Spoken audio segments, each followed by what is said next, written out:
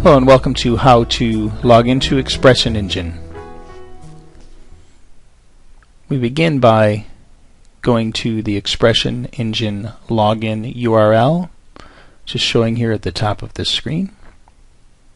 After we've arrived at the login screen, begin by typing in our username, which is our ANR username, the same username you use to get into SharePoint and Outlook Web Application or OWA.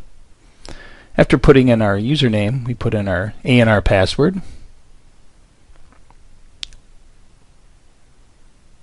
And we click Login to log into Expression Engine.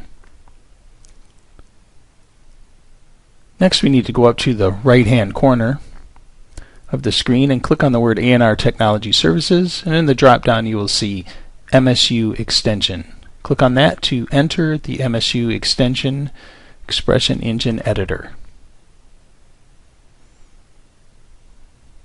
To log out, we click the Log Out button and log out on this screen as well. And there you have it. We have logged in and logged out of Expression Engine. For more resources on using Expression Engine, please visit the website below. Thank you for joining me today.